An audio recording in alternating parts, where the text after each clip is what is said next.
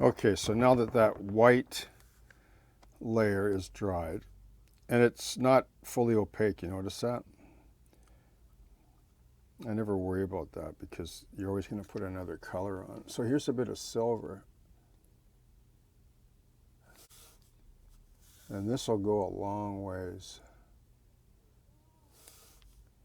So because it has a white base, it won't be too harsh if you put it on like really thin, like quite a bit of water in the ferrule of the brush, and just it'll just have enough of that sort of, see that, the sort of metallized look. You want to turn away or shy away from just using pure colors, and also try different colors too. Don't just go by the label on the paint. Oh, this is for fragmentation damage. Like, I know that there are companies that do that for good reason, and I understand why they do it. I mean, how are people going to get into painting models if there's no guide to say, hey, you should try this for, you know, a 1943 Bren Carrier bogie, or, you know. And then eventually the more experience that you get painting, you start to try different colors and things, and then you realize that the actual title on the paint bottle is irrelevant. It's just a signatory to remind you, oh yeah, right, that's this color. Well, that looks pretty cool. Now, what I might try with this is a little wash of blue-gray, but we'll see. And if I don't like it, then I can just add more silver, okay?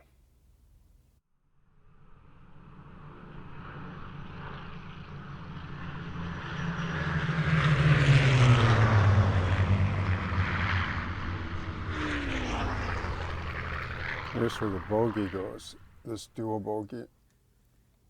So if this mine went off, depending on what it was, it probably wasn't an anti-tank mine. It would have been an anti-personnel mine.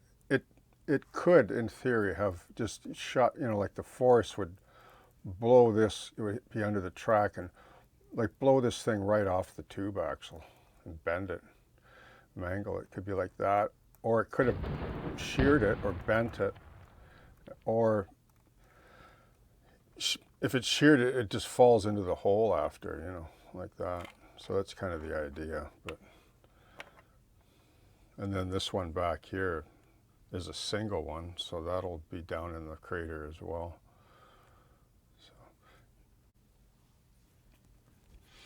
Okay, so I forgot to mention, so that was silver here, 71.063 silver. Okay. Now I'm going to take some of this. I use a lot of this 71.054 dark gray blue. In fact, I use it for subjects that you would think would be black.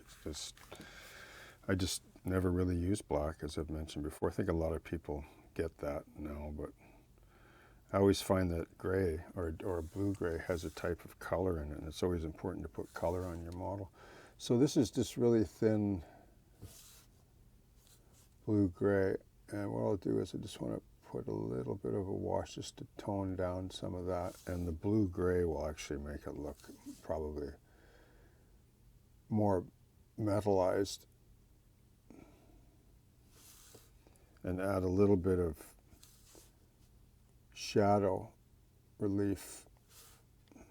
See how you can, if it's too much pigment, you can just wet the brush again and then wick it out.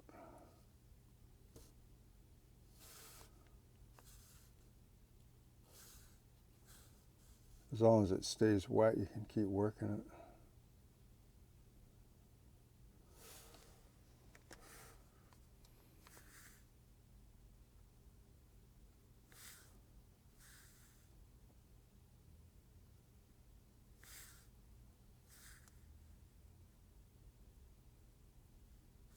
That looks pretty good.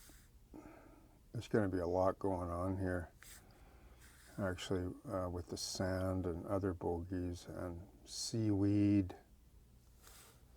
No, that's a bit too much. I don't want to, whoops.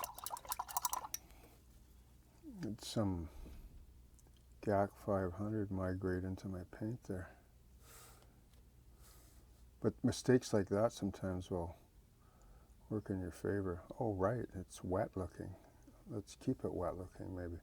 All right, so that, I think that'll do.